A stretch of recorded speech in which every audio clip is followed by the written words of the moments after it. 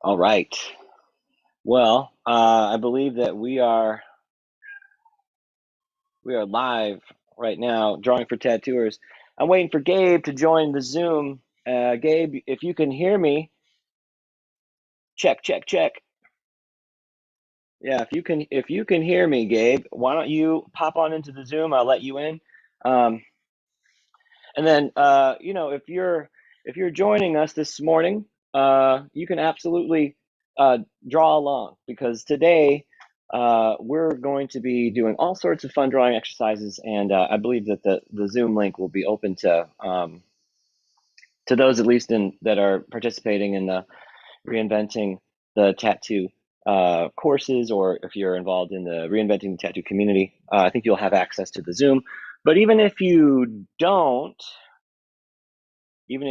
I'm just checking to make sure that everything is connected right now. Don't want to have any technical difficulties. So, um, right, I am so excited about today's class. Don't mind, don't mind him. He's just here to join the drawing with us. That's Dewey the cat. So he's getting his pencils ready. Hopefully, you're getting your pencils ready too, and you'll want to draw along with us. So today's theme is tonal value. Hold on a second here. Okay, thank you. Just somebody, my mom, just let me know that looking good and the sound is good. Thanks, mom. Thanks, mom. So anyway, uh, uh, I think that's always really nice when you really get a correspondence of your performance, right? You get some sort of feedback. Today we're going to do that. I think today we're going to talk about tonal value, and I'm going to invite you to draw along. And so, once you've had a chance to draw a little bit, we'll check it out, and we'll get some feedback. You'll be able to know a little bit more about where you stand and where some of the areas of opportunity may lie for you. I hope so. And then again, if you're watching this asynchronously, you're watching it afterwards, after we have, recorded it. You might very well be able to go back and look at some of the drawings that some people are going to be able to do today, and you might sort of pick up a couple of tips and tricks yourself. And I think that's really kind of the benefit of this format, that we really are able to uh, just go back and review, right? And it's accessible, right? This will be accessible as long as um, as long as there is a YouTube, right? So that way, hopefully that's for a long time. Anyway, all right. So what we're going to do is we're going to talk about a few things first, and then I'm going to switch cameras, and then I have my iPad all set up, and we're going to do some drawing. So if you want to draw on paper, analog, that's great. I'm going to do a little bit of that, and then we're going to draw digitally as well, because it's just one of those tools that, like, um, they're invaluable for any visual artist today, but especially for tattooers. You need to be able to draw on paper, draw digitally, and draw on skin. So there's a lot to cover. But I think that's a nice caveat, right? It really leads us into tonal value, right? It's the most important thing. I like to write that down. Tonal value.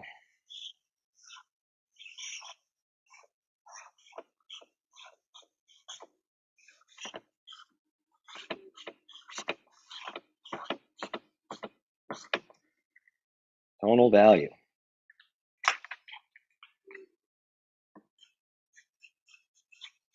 The most important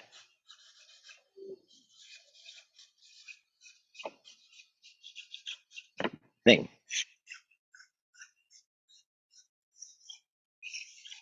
Most important thing. Tonal value, right? It's the most important thing. Maybe you can see it. Maybe I got to adjust the tonal value. Let's see. Hopefully you can read. Oh, you can, right? I think this is a nice sort of example, right, of what I'm talking about. Um, I've tried to write this in a dark, with a dark ink, right? I've written the word tonal value, the most important thing. But maybe it's not even legible for you. It's so dark in here. I'm going to turn more lights on as we go. But, for the time being, it's like this tonal value, it isn't strong enough. You can't see the notes as well as I would like you to see them. So, if I could try to darken it in a little bit, right? Embolden, just to sort of drive the point home that we have this need, right? This real need for contrast. It's through contrast, right? How's that looking? That's better, right? Tonal value. Tonal value is the most important thing. Why, right? Well, I think we're illustrating that right here, right now, that we have a situation where you need contrast in order to recognize, right? I need to make this legible, right? First, you have to be able to perceive these letters from the paper, to be able to see where they, where they end and where the paper begins. It's a positive and a negative relationship, right? This is what Guy Aitchison would tell us. But it's also a figure against a background, right? That's sort of it's the same thing. It's the same sort of notion. Okay, tonal value, the most important thing. And, so again, why are we covering it? Well, because through tonal value, legibility emerges. Legibility is the first step on the road to readability. Readability, different, right? Legibility, you could make it out, right? You can tell there's something going on. Maybe it's a shape, maybe it's a form, something, but it lacks an identity. It lacks meaningfulness until readability is instated, right? Readability, it would be, just sort of you're encoding what you're making with cultural significance. In this case, just writing letters, this has a cultural significance for people who can read English, for instance, right? And if you read another language, right, you would write in that form, and that would have significance. You'd first need to achieve a certain level of legibility where it emerges, right? The figures emerge from the background.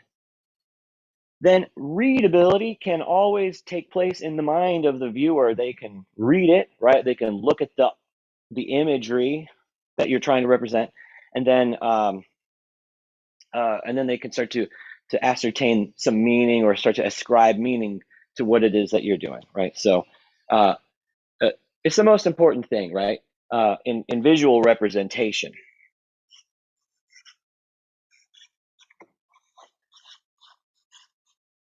Representation. Resentation.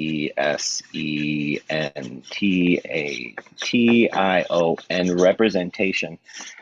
Tonal value, the most important thing in visual representation. Values are important. And tonal values are the most important thing in visual representation. Visual representation. What does that mean? Well, it just means that, like, visually, we're representing something.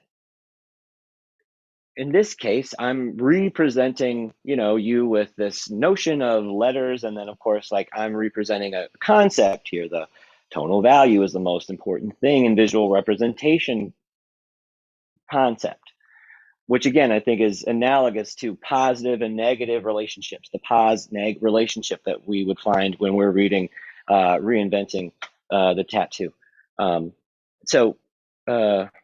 Right? Hopefully that makes sense. Hopefully that's starting to make some sense to you. And, and if you can, read the fine print, that's great. But if you can't, hopefully you can read the headline here. I don't want to bury the lead, right? It's tonal value. That's the most important thing. Did I say that?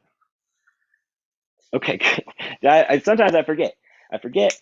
And I want to make sure that I emphasize, this important point, that tonal value is the most important thing in visual representation. So, All right. We're moving right along. Um, I think the plan today is that I wanted to go over a few of these ideas, and then have everybody kind of if you want to zoom in about halfway through. So in Chicago, on Chicago people time, it's about 8:15. So we're about one quarter of the way through. In about 10 or 15 minutes or so, please feel free to hop in the chat or to try to click the Zoom link, and I'll let you in, and we can draw together for like the last portion of class. So all right. So I hope that I can that I can start to explain this in a concise way, but insofar as that we have we've got this established that tonal value is the most important thing in visual representation. um, what can we uh, what can we say about it? What can we know about it? Well, tonal value is a range. It's gonna like consist of a range of values, dark values to light values in this case. So uh, if you're going to work within a tonal value range, you're going to shade something. We're going to talk about light source and stuff. That's going to be like very crucial to how tonal value will work for you. But let's just start to think about like, how can we understand it? How can we really get the most out of it, right? Because if you don't organize the tonal values, you won't have been bringing its important sort of legible like relations into alignment with each other, right? You can have lots of tonal value, but you didn't make it the most important thing. You know what I'm saying? Like it's in the way that you use it. And so you have to think about what it is that is going on, what it is that's happening, what's already going on. And so uh, I think as we start to move through this and think about how light works, that will be instructive too. But let's just start to think about like what's the best sort of course, what's the best way forward. Okay, so I like to think about whenever I'm establishing a tonal value structure for some sort of image or some sort of work. I want to set the range. Set the range.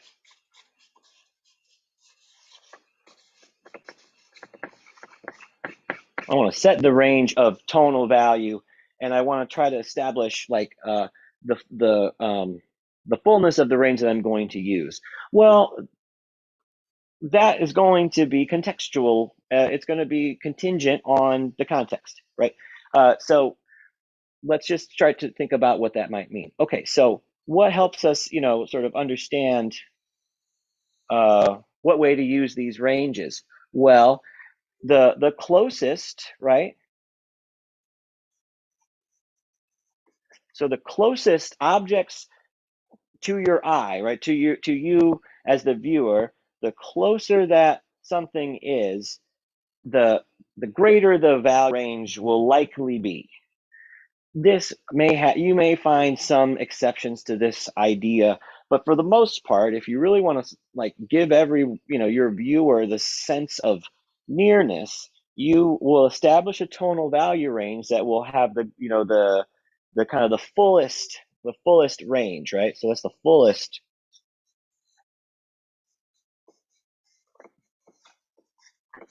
fullest range will give you the closest sort of appearance, right? Set the tonal value range, your brightest brights and your darkest darks that you possibly can. That's going to give you the closest appearance of objects to the viewer. Next, right? So the mid range, your mid range. All right, that's going to be somewhat slightly diminished range, right? Diminished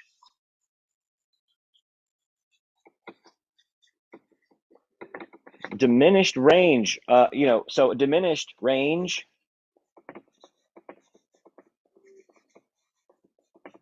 right? And then also diminished details.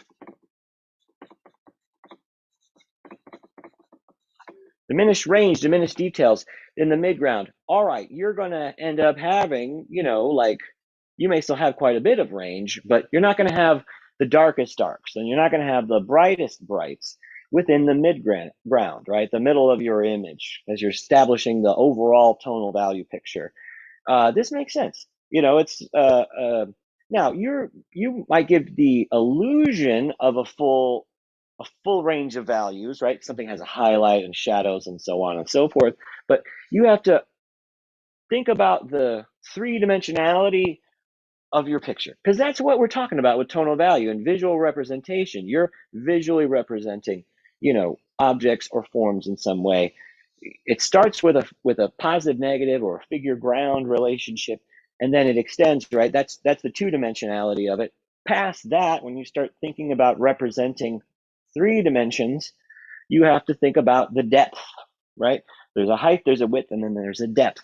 And so the closest things will have the fullest range of value, and then the mid-range things will have slightly diminished tonal value, as well as, sort of a diminished detail level, slightly, right? So what about the background? So the background in the back, right? That is going to be the most subtle, subtle.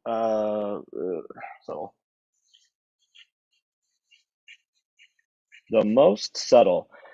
And so I think that you can think about this in terms the subtlety of the background.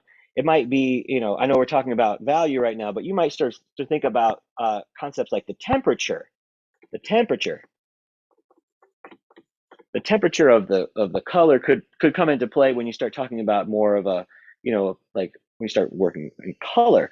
But of course, that the relationship will be very subtle, and using tonal value to sort of to describe this third dimension of depth, right? Will give you, that depth of field, will give you that sort of quality. Once you start using color, you might sort of enhance the contrast a bit by thinking about it in terms of temperature, warm and cool, cool, warm, warm, cool. Back and forth. There could be a spectrum or a range of temperatures that you could start to employ when you're, dealing with, this, when you're dealing with any of these tonal value systems, But for now, we just want to talk about tonal value, and that would be, thinking about it monochromatically. So just dark and then, and light, without, and neutral, dark and light for the most part, I think is a good way to go until you start to get comfortable with that. And then, much more fuller range of colors could be utilized really effectively for visual representations, right? And I mean, I think that helps you work from life, and that helps you, if you wanted to, if you really wanted to sort of paint something more abstracted, you would understand the relationship of the colors to its tonal value range, right? So you have some beautiful abstract work, like this one.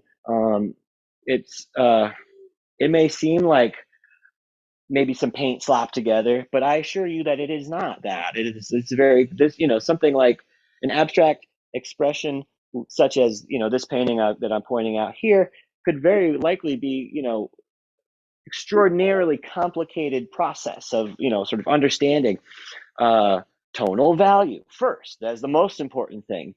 And then the color is able to shine forth because it has a relation to legibility. And through that legibility, we may start to ascribe a readability, ascribe some sort of a cultural significance or a meaning or an identity. Okay. So, right. So I think, yeah. So I think that I can start to talk about briefly, we're setting up this range of values and how we're thinking about it. So the way that my teachers always taught me how to think about tonal value range, so you're going to set the range, right? So set the range. So you set the range of tonal value first. And so I think a nice way to think of it is like a spectrum. It's a nice way. It's pretty wide. I may not do quite that big. Maybe I'll just sort of I'll try to establish this as a frame, and I'll do a value scale inside of it. Okay. And this is nice too, like sometimes you get out your big piece of paper and your pen and you just start scratching. And again, I really kind of like, even though we're not in the exercise, drawing exercise part of it, um, I really enjoy, just sort of getting the arm warmed up and moving things around. Okay, so I got a range here. What I might sort of do is I like when I'm thinking about like, just sketching this out. Do you have to do this if you work digitally and stuff? I mean, not really. You have a palette that'll help you. I just think of it as an exercise, similarly to the other exercises that we like to cover here on the, drawing show, that, practicing, like establishing a tonal value range might be really valuable for you. Sorry. But it might be valuable to you to try it, because it like takes a bit of it takes effort, and you like engage yourself um, mentally. And again, this drawing, it's physical act, so there's that part of it too. So you're working on dexterity, and then like and mark making, and how, depending on your instrument, right, you could do it digitally, and that would also sort of, I think, probably at least require you to start to understand your brushes, your brush choice, um, you can pick values through the picker, but doing it by hand, analog style, you might also find that there's something really valuable about that as well. So establishing a range, I like to pick an odd number of segments, right? So I'll just sort of think about this in terms of five, divide this into 5 segments best as I can, or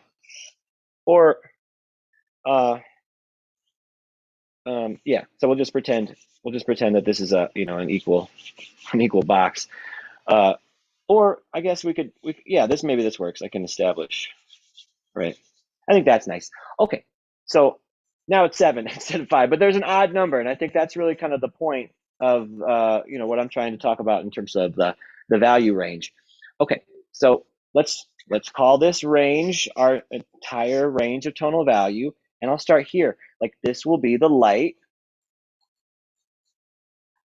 and we're going to move through to the dark, the darkest dark.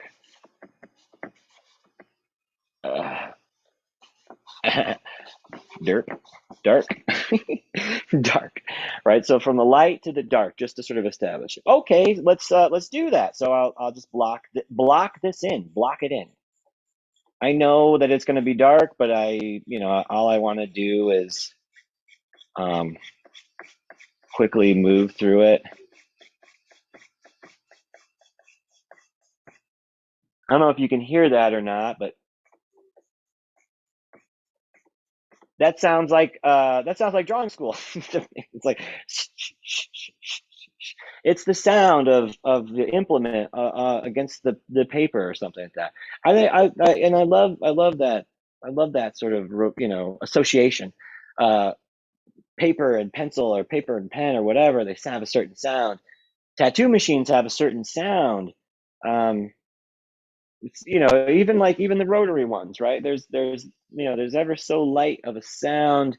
There's ever so light of of tacking into the skin, and so I think that's really it's a really wonderful part of it. So I'm just using my pen to go over this in an organized way, and not a scribbled out way. I mean, I know it may appear like somewhat scribbly, but I'm trying not to go all over the place. I'm trying to stay organized and just simply block in with a solid value, as solid as I'm able to do. That's not too bad. It looks pretty dark. So from the light to the dark, have a range established. This is just conceptual. Okay, so what do you do next, right? I think the inclination that we would sort of go for, or the way that we would think about this, like what would be intuitive, would be to start to try to sketch this in very light, or try to do this next one next to the dark. Well, I think that something that can be helpful is shooting for the middle, right? Shoot for the middle.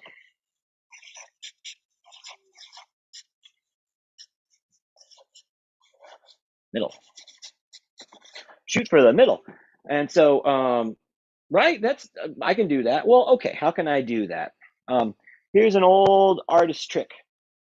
And I'll probably mention it because now that we're talking about tonal value, I'll probably talk about tonal value every time I see you from here on out for the rest of our lives together. Tonal value is the most important thing in visual representation. And so how do you control those values, or how do you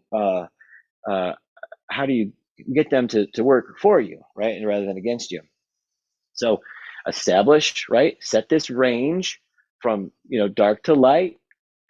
And then you want to go for a middle ground. You want to try to establish a middle. So let's do that, right? So I'll just start to put in a little bit of tone here in the center, halfway between the light and the dark in terms of this range, right?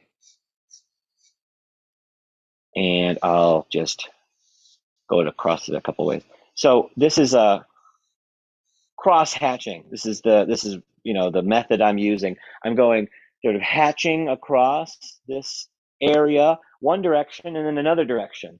And so if you could see the detail of it, it looks somewhat like a grid, but from a bit of a distance, it starts to resolve and turn into tone. This is essentially what's happening all the time anyway, on paper or in the skin. You're really just sort of building up tones, like they are relating to one another. But they're like dots or stripes or something like that. And it's not until it's interpreted in the mind of the viewer that they make it a middle ground, right? When you're in it, it doesn't feel very middle. It feels like you're doing something different, but it's not until you take a step back, right? And then then you can start to see. All right, so here's the trick I was talking about earlier. How do you discern the tonal values from one another? Here's the trick. Squint your eyes. This doesn't mean that you got to take off your glasses if you wear glasses, or try to make your vision bad. What you're doing is you're squinting your eyes down. Everybody try it with me for a second. Squint your eyes. So squint your eyes down to where basically you can still see, but what you're actually perceiving now is much more of a dark and a light, right? Just extreme, just like on our range here, right? Right. And you're going to squint and you're going to compare the dark to light and compare your middle that you've established, and you're going to try to shoot for the middle, right? So I think mine could be have a little bit more value.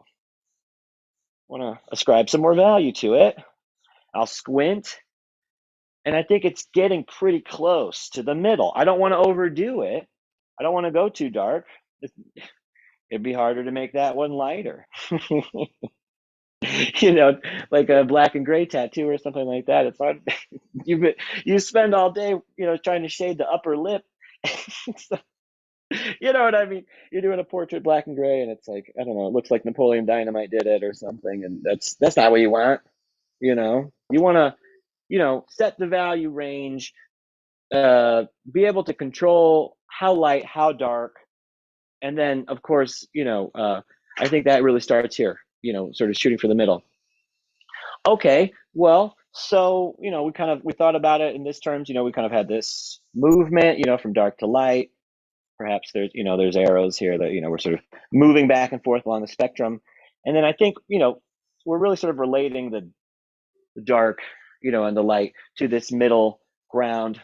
Well, something that's sort of that's nice. It's sort of coming out of this is like, well, you can start to think about like because this one, think about it. So this one here, the light, this one is done, right? We don't need to worry with this one.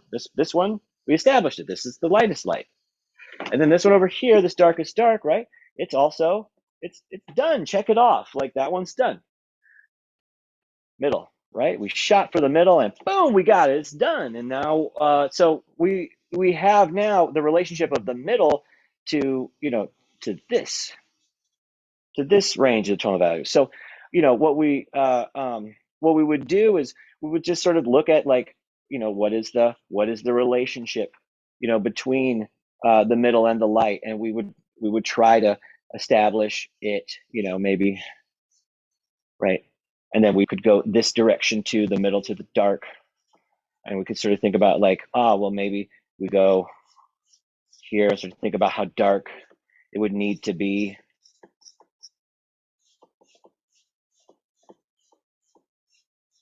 Right.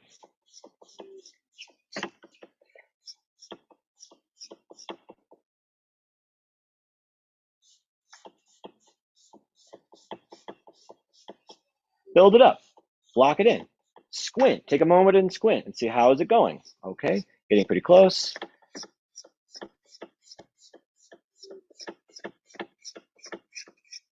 Right. Maybe I go and, sort of look at this one again, take a break from that one and sort of see that's probably just about there, right? Now I've got another sort of middle to go to shoot for. I've got another sort of series of middles to shoot for. Let's try it again. All right, I'm gonna block that in, block it in.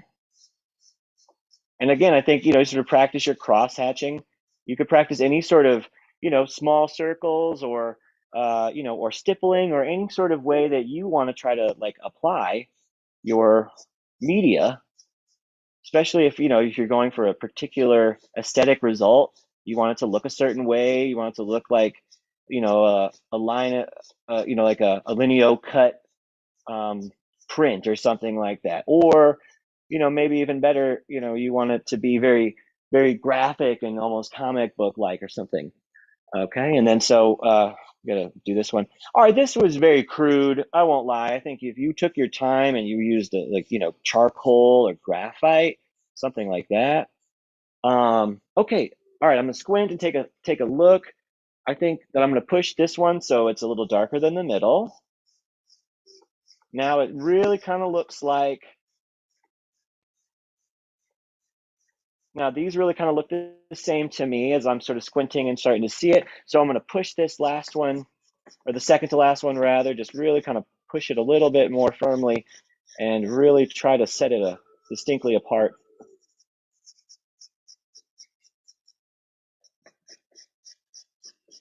And squint, and I'll squint and just sort of try to ascertain. I think that's a fairly smooth application of tonal value range right across. And I'm using the marker and I'm using cross hatching and stuff like that. There's not a lot, there's no blending and stuff. It just visually blends. It just sort of, it has a resolution visually speaking. And so, right, so I've got just a quick page of, of some forms, right? I'll call these forms because that, like we discussed, you can review last week's video if you like. We talked about point, line, and plane, right, as elements. We also talked about what was it? Harmony, rhythm, and I don't know, something else. And those were the principles of art. Review that if you need to, and I think they can be helpful. But let's just sort of talk real quickly, and then it's time to draw, right? It'll be time to draw in like 2 minutes. Okay, and I'll go through this quickly. So I have all of these forms sort of sketched out for us, and we can sort of think about like, light source, right? Directionality of the light. Okay, so I like to think of classify shadows. There's only 2 types of shadows. Okay, there's the form shadow, the shadow that sort of describes the form, that makes it look as if it has like this 3-dimensional quality, right? And then there's the cast shadow, and that cast shadow is the area of lower compression where light is not reaching, right? It's so light is a photon, and don't worry about it, right? But it's amazing like particle of energy, and it's both a wave and a particle. It has a dual nature. It's very fascinating. But light is going to be traveling in a particular direction, and it's going to strike an object, and then it's going to reflect and or refract from that object surface. And where, so this is an opaque object, that's what we're representing, and so the light cannot pass through it in this instance. So instead it reaches this sort of point where it cannot, it can no longer go past, and then it causes the cast shadow.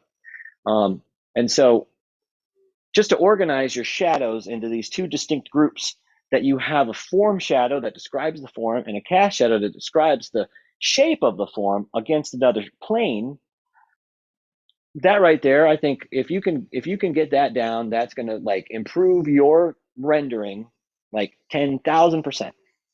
Because what you're essentially saying is that this shadow is describing the form and that shadow is describing, the shape of the form, right? So looks like we have our first customer. So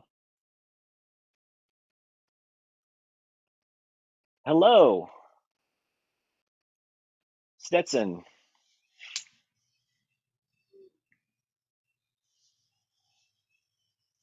While you're connecting to the audio, let me just talk really quickly about how light works. This is a this is very, very small little diagram, and I hope that I can make sense of it. But so light is traveling from a source, okay, and so light as it travels, if it hits a surface and it's it's going to hit it like perpendicular. And remember, we talked about what perpendicular means, like at a right angle, right? So light is traveling, right, and it hits a surface at perpendicular angle, a right angle, you're going to get like 100% of that reflection of the light, okay? And then as the form starts to turn away from the direction of the light, because the light is all sort of traveling in straight rays, right? So the light, wherever the light source is, it's like, it's traveling in a straight ray from that source, right? It's sort of omnidirectional, like let's take the sun, for example. The sun is like not just a single point, but it's like, in space, you could think of it like this point, and all of the rays of light that are emanating from the surface of the sun are, they're going out all of the direction, but they're traveling in, essentially what we can perceive as straight lines, at least like mathematically, that's how you can think of it. So again, you're going to get this 100% like reflection of light, when you have a perpendicular relationship to it.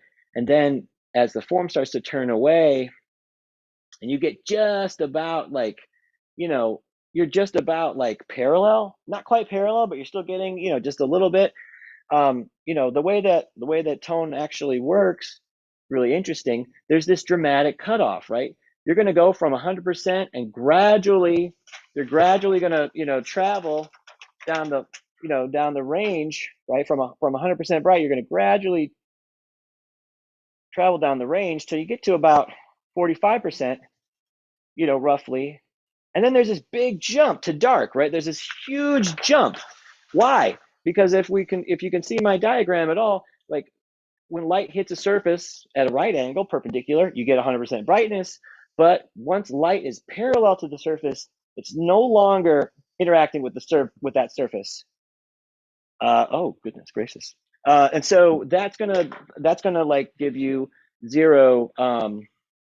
That's going to give you zero reflection, and so that's going to be something that, if you can see some of the examples, I really tried to establish a really strong relationship between the light and the dark, and so that's I think that's essentially what I want to sort of posit to you.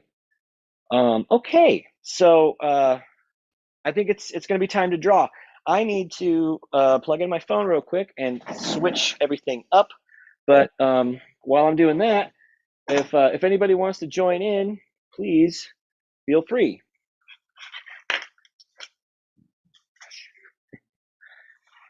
Funny. All right. Maybe I can do this. Will it reach? Yes.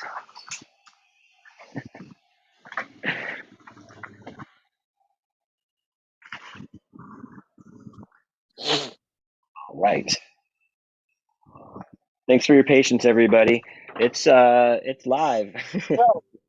doing it live. Hey, good morning. Cross Street, Stony Brook Drive, Medic 21. Okay.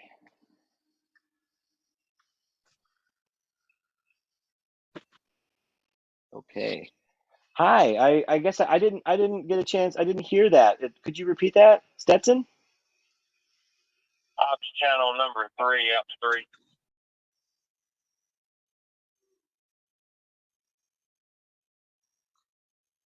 Alrighty. Well, so I think I should be able to.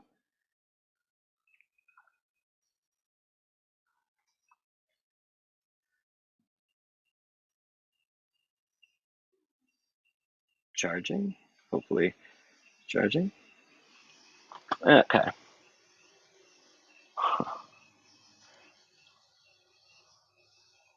All right, give me just a second. Hopefully it will flip. Yeah. Yeah. Okay. Very nice. I'm hoping that you can see my iPad. And I have a light that will help.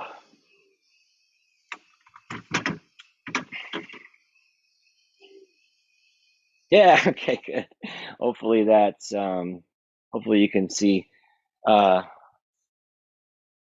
hopefully that is what's being spotlit right now is my iPad and stuff. So yeah, if anybody wants to send me a text and let me know how it's looking, love to hear about it. Check out the chat. Ah, sorry, radio in the background. No problem. Thanks for letting me know. So yeah, if you're in the chat, let me know. Can you see my iPad? Does that look good? I'm gonna turn it on. So see if you can see it then. Okay, links. Okay, go live. Alrighty. All right.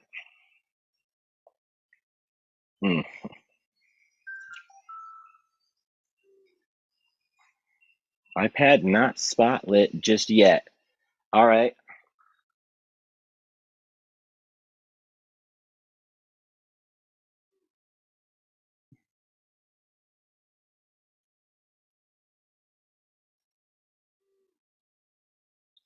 All right. How does that look, everybody? Does anybody see the iPad? I'm hoping. Yes, no. Yep. Okay, great. Thank you. That's great. Thanks, everybody. I really appreciate the support here. I think it's really important to support each other, right? It's really important to give each other like honest, feedback. Later. All right. So hopefully, yes, thank you very much. I appreciate it. All right. So, all right, I got my iPad here and I've already kind of started some ellipses. Why don't we draw a few ellipses to get warmed up? Because we're really going to end up, doing, hopefully we're going to end up doing a little bit of rendering as well because, we're in the mood for it. So, I'll just start another layer so I can do my practice. And this is sort of nice too, I think, because you end up with uh, with your digital tool, you can always draw a really perfect ellipse, right? So let's just, for instance, I'll make sure I've got everything up. Yeah, good. What brush am I using right now? Looks like this will work for what I'm into. A little bit later on, I've been really into this soft pastel brush for just sort of doing the rendering and stuff. So this might be what I'm sort of going to recommend is, I'm in my brush library. It's still the standard one from Procreate, but in the sketching section there are just a few brushes that I think are really pretty valuable. So anyways, start with the pencil just to yeah. Oh yeah, I just got a question. What app do we use to draw here? So this is called Procreate. Procreate is it's fairly affordable drawing app for the iPad. So if you have an iPad, Procreate is a really great program. And then I also I just recently got I got these from Tattoo Stars, Cyber Fluidics, and as well as the test drive from Tattoo Smart. Just some amazing series of brushes here. I mean, and then there's also I also was able to get the models, the 3D models. Jump over here and like So I've got a body here that I can, I can put all kinds of designs on. I haven't done much with it yet, but I just do want to show it off for a minute. It's very cool, and I mean, you can get like you can get whatever kind of view. Sorry, get whatever kind of view you need to. Right, I'm gonna work on your neck, put a big Jesus tattoo on your neck or something like that, and I gotta lay you this way or something. I don't know. So there's all kinds of really great apps out there, additions to the Procreate app, Tattoo Smart. So I'm really into those products. So all right, so let's do some ellipses, right? We'll do these really quick. Again, if you're just using your paper, great. If you're using your iPad, you can try to draw. Oops, wrong one. Wrong brush. Wasn't that cool though for a minute? Let's hold on. Like, that's awesome. And then of course, like, oh, you can talk about like tonal value. So cool. Oh my God, so cool. Anyway, all right. Okay, so okay, good. And so again, just quickly switch through and I'll go to sketching. That's Procreate pencil. Nice. Well, so you can adjust it a little bit. I think I might turn down the jitter just a little bit. So that way it's a little closer to what I might experience as a pencil. So you double click on your brush and you can do all these adjustments. So that's really kind of nice. So, all right, but we're gonna run out of time here. Okay, so let's do an ellipse. So I try to draw one. Okay. So first of the day, first of the day, and it's I guess it could be worse. But here's what's nice. Here's what's nice with Procreate and your Apple Pencil. So let's try another ellipse real quick. So I draw it and try to do really good, but it's not so good. But all right, I'm just gonna hold it. I don't know if you saw that or not, but Procreate grabbed a hold of it and made it like perfect. Now it's like now it's a perfect ellipse. I didn't have to get out the I don't I guess Procreate doesn't have, it may have an elliptical tool. I don't know. I guess I'm thinking about Photoshop, but they're perfect ellipse. I mean, way more perfect than I could ever actually do, obviously. But I think the sort of the motion is still kind of important. Ooh, so nice. Oh my God. Well, do that if you like, right? Edit the shape. We've talked about this, haven't we? Right. So I just, this shape was activated. I clicked edit the shape, and now I've been given these anchor points, and I can I can sort of like change the relationship of the, what's this again? Short axis, long axis, right? So I can change these relationships. I might even be able to, should be able to like sort of move those points around, but whatever. Play around with your iPad and do lots of drawing exercises with it. Okay, so I can zoom in real tight, right? And I can practice my ellipses right here. Okay, so let's do it. Just one more layer. I'll do it on this layer. Okay, let's go. So 1, 2, 3, 4, 5, 6, 7, 8, 9, 10, 11, 12, 13, 14, 15, 16, 17, 18, 19, 20, 21, 22, 23, 24, 25,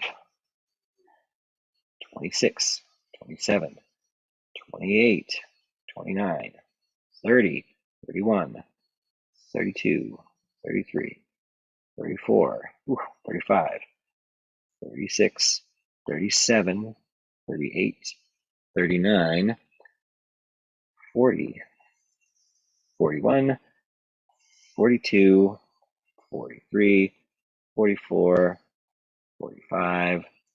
Switch over. Use the other hand. 46. Oh no, video stopped. Let's see what's going on. Check, check, check.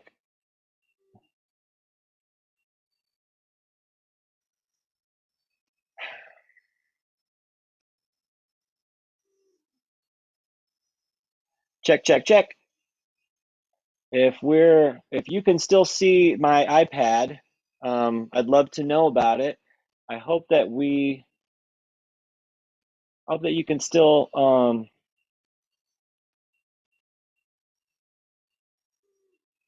can anybody let me know if you're still seeing it? Because I just got a text that said that you can't. Came back. Okay, thank you. That's my good friend Tina. Thank you, Tina, for letting me know. Very cool. Okay, so hopefully I can see and hear you. Thank you. I really appreciate the support. 46, 47, 46, 47, 48, 49, and 50. Look, I think that there's all kinds of ways you can do this, and you should keep it fun. And if it's fun for you, there's nothing wrong with it. Um, and who knows? Maybe you could find the beauty in doing something similar to this, right? So, okay, all right. So I think being is that we're really getting close to to the end of our time. I think what I'd like to do uh, is talk about rendering, right? The basic form of an egg, right? So if you have an egg, why don't you go run and grab an egg right now, put it in front of you, and let's draw that thing. If I got one right here. I got an egg. I just so happen to have an egg right here. Grogu is holding an egg for me. Very nice. Thank you, Grogu, for that bit of assistance. I got an egg right there. Right there's my egg. Just beautiful. Just beautiful. I think I might disregard, Grogu, but I can focus on this basic shape of the egg, right? And we can clearly see what's illustrated, our concept that there are two types of shadows that we can see. There's the form shadow, right, of the egg, and then there's the cast shadow, right? Being caused light is coming this way, right? You can see a highlight on the egg, and then you can see the shadow being cast, right, by the egg. Okay, so we can go right into our check, check, check. Okay, just make sure you can hear me. Let's go right into our drawing, right? So here's how we can think of it. So an egg is start off with. I'm gonna switch over to more neutralized color now, more neutral color. So still good. Okay, good. And I've got then my palette popped up and I've got some range here. Maybe I establish that really quick, right? I will do the sketching, but so there's the sort of the middle between, the light, and then I'll have a darker dark sort of there, right? So just three clear tones. I've toned down my background color. So when you go into your layers palette of Procreate, background color is going to be the first option for you. You pick it and you can choose it. You can make it whatever you like, but I like to make it sort of you know about 50% gray-ish, something like that, maybe a little bit less. When it's really bright, it can be hard for the screen, it can be hard to zoom, but also for your eyes. Like, I think just visually, when you're trying to, ascertain the tonal values, right, you can instead sort of pick this, there's a slight bit of tone to the background here. So, alrighty, egg. So I've got my pencil. Just want to sketch out a couple of quick lines here just to sort of understand it. So again, I'll start with maybe I'll go like a little bit darker. Okay, so yeah, so just to see it. All right, so I just want to establish, I could think about it like in terms of a central axis. Wait, let's and it's new layer just because, just so that way for, right? So just to establish a central axis sketch. All right, this for the egg, I want I want a short axis too, right? And so I will sketch that out. Perpendicular. We want a symmetrical form here, right? So I guess I could make it a little darker just for for purposes of demonstration. But what you want is this longer central axis, right? Central axis here. You want that to intersect here with this, it's called the short axis if you like short axis, but you want a perpendicular relationship, and it wants to be a perpendicular bisector. We want to bisect this line in its middle, right? So we can measure it. Again, you can get your ruler out, but I like this method too, like of using my hand and my drawing implement. So I might sort of like just come close as from edge here, and then just move it over and just sort of see how close. And it's like I'm measuring. It looks pretty good. All right.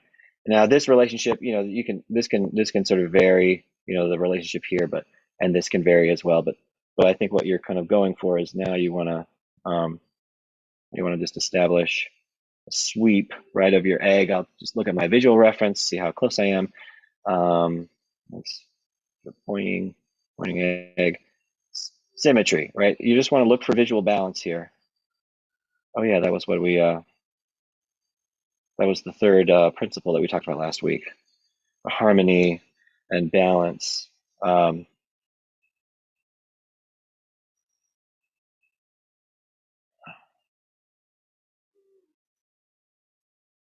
Right. Okay, so I mean, I think that looks pretty good, and like, so I can I have this set up here, so I can flip my drawing horizontally, just so I can get another look at it. Well, it looks a little bit off, so maybe I do like, I will like give it another shot. That's erase. Another option I could do, jump over here. I could do my liquefy, and this will allow me, I could just sort of push it around. This is a nice option too. Sort of push it around and say like, I just need a little bit more volume over here or there. We want to maintain this axis relationship, right? We want to make sure that's correct. What do you think? Good enough? Probably good enough. And just double check it again. Okay, that's enough. Okay. And flip it. I don't know. I mean, yeah, you could mess around with it a bunch. Because I'm looking at it here, it looks okay, and then it's a slight difference, over there. So okay, great. Well, just just because we can, I'll turn on this layer, another layer. I can reduce that, and so it's not in my way as much. But I'm on this next layer here, so I can get just a slight bit more.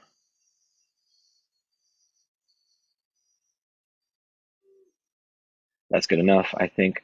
But look at my visual reference. I've got a little bit of light is coming from this direction, right?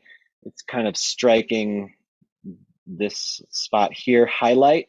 Okay. Now is this egg shape, it has dimension, it has volume, right? The light is coming this way in a straight rays. Okay. Hopefully you can hear me still. Check, check, check, check, check. All right. Hopefully you can still hear me. All right. So light is coming, and there's a certain point where the light is terminated, right? This is called in rendering the terminator, right? So there's this point here where light just simply cannot pass, and this will sort of establish the area where our shadow is going to be. I'm going to look at my reps. Hello? Yes. Okay, great. So look at my reference. Yeah, that looks a little bit, just looking at the reference. Yeah, I think that's, just, that helps me know, I'm looking at the reference, it looks good. Okay, very nice. All right, so I've got this structure. Check, check, check. Okay, good. So I've got this structure down. Again, I don't know if not so many layers, gang. I just want to be able to demonstrate stuff. So you don't have to go through all these steps, making all these different layers and things. But you know, eventually, I'll turn them off, and then I'll just be left with some rendering. But that's the basic shape, right? So let's grab a new brush, our soft brush. Just want to block things in. Just want to start off with the block in, right? So again, uh, we've got this. We've got some areas of dark, and let's just sort of block in of the opacity. Ah, very nice. Okay. So, I mean, I don't care. I don't even care. You know what I mean about this? Like, again, I established a fairly like symmetrical object, but I have to go back and clean that up. So, but I just want to just block it in. Just block in. Don't worry about it. Just get that blocked in, and this way, you're not. We're halfway there. All right, we're really halfway there. Okay, so next, I'll just sort of push it. I'll just go right to the dark. And I'm going to just tone it down a bit. I'm going to make it a little bit, smaller brush, but so I don't want to, go blast it, but I'm going to look at my reference and look for the dark areas. Where's the darkest dark, right? The darkest dark is here in the cast shadow. This area here underneath the egg, this is not getting any light, right? What's happening? Light is hitting this surface. We're getting, I can hit it with the highlight. We're getting a highlight. Highlight here, right? Highlight. Then Terminator, that establishes the fullness of the form and where the light isn't passing anymore. And then there's a small area here that you can usually count on.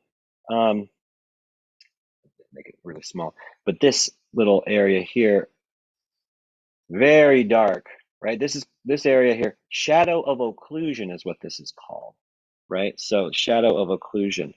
All right, so again, so just talking about the shadow shapes, and we can talk about this more. You can do more research as you want. So highlight, right? Terminator or the core shadow.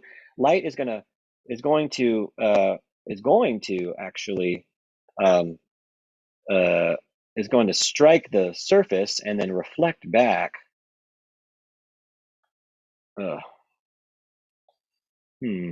That's right. Okay, so it's going to strike the surface and then so light hits the surface here, bing, and then reflects back, right? So I don't want to but it reflects back, right? And then so we get this area here of reflected light. That's something that gives, it gives form its formfulness. But just remember that any reflected light that you may see, right, it has to fall under this hierarchy that we've established of tonal value. So any sort of reflected light would have to be subservient to the highlight. The highlight has to be the king of the lights, and so on and so forth. And then, of course, this must be the darkest area of shadow, the shadow of occlusion. Okay, so now I'll just go back. More soft pastel for now. There's a lot of great brushes, but you should just work with a few limited brushes, I think, at first, and then get good at those, and that will help you really start to, become more comfortable and get the more out of all the resource that you have here. So I know we're a little bit over time, so I hope you're still with us. And if you can still see what I'm doing, if my stream is still up, let me know. All right, so again, I'm still thinking about, I'm moving my arm like I would on paper, but it's still, I'm not like, I'm like, like all tight and doing, doing this. Not that not that that's like, not that that is like the worst thing ever. There might be the right time when you really got to brace, you have to brace everything up, and you really have to just ever so delicate micro movements, maybe, but all good. Thank you, Tina. So, but I think if you can get the rest of your arm in there doing it, yeah. All right, so we're kind of establishing cast shadow. Again, what we want is there's an edge quality to these different shadows that we're talking about, right? So the edge quality of the cast shadow, much sharper edge, right? Firm edge. Try my best to clean that up a little bit, but firm, very firm shadow. Okay, maybe even I'm going to go back and clean that up with an eraser just to give it just a sharp quality here, right? But I don't really want to erase inside of here, and just, if I make it too light in there, it just destroys all the form, right? Like, so instead, I have this established. It looks pretty good. I think what I would rather do is I'd rather try to push this tone here. Let's see if I can. Let's see if we're gonna make any. Oop, let me use a different. Let me use my soft pastel, maybe a little bit bigger. Just a little bit bigger. Okay. All right. So what I'm trying to define here, right? This would be the sort of the mid tones, right? We're sort of talking about the middle. Those these little gaps between, right? The ones between the middle and the dark, right? That's the mid tones. And I push this Terminator even darker. So I think what we're starting to see is like you can start to see the reflected light emerged rather than trying to pull it out. It was because of the relationship of the Terminator, this darkest part of the form, and then of course mid-tones is giving us just that little bit of what we need to kind of make it even a little bit more formful. Okay, looks pretty good. And then so maybe I'll just jump over here to the white just to kind of see if I can blend it out even further. All right, so I'll bring down the opacity so it's not quite so strong, and I want to try to just a little bit, start to bring out the, hopefully, look at my reference, how we doing, bring out that quality. Yeah, something like that. Nice. Well, again, I can, I can just crank it up a little bit and make it smaller and then really establish the highlight. Again, I think it's kind of, let's see. I don't know if I can tone that down a little bit more at all for you. Yeah, it reads a little bit bright there. Yeah, that's a little bit better. Like that's what I'm kind of seeing, from my side of things. The light just really blows it out on the iPad. So I think demonstration wise, I got a little bit of learning curve, but I think, like you can start to see that it's starting to become, starting to get that little bit of quality. Maybe, oops. All right, great. So maybe I'll just very quickly, maybe I'll even push this light a little bit further. Push and pull, right? That's what my drawing teachers used to always say to me, is I would sort of push and we pull. Again, I don't want to invade that space there. Right. Well, maybe we went too far. So I want to just sort of push the gray a little bit more. Start to, yeah, something like that. I could even salvage some of what I was doing there. Yeah, cool. Right. So egg shape. I think this is a very basic form that you could practice. And if you can draw an egg well, right, then you can learn how to draw, a head. You could learn how to draw any sort of number of different forms that you may want to render. Right. Okay. Well, I really think that that's gonna do it for today's show. Um, I hope that that you were able to draw along, and I hope that the things that we talked about made sense. Uh, again, you can always go back and rewatch. But I think the the best advice is to observe nature, right? Like, so look at stuff and draw it, even if you're going to draw digitally, or if you're going to draw, like on paper, whatever. Yeah, whatever it is that you find to do, right? Really do it joyfully. Do it to the best of your ability. So I think if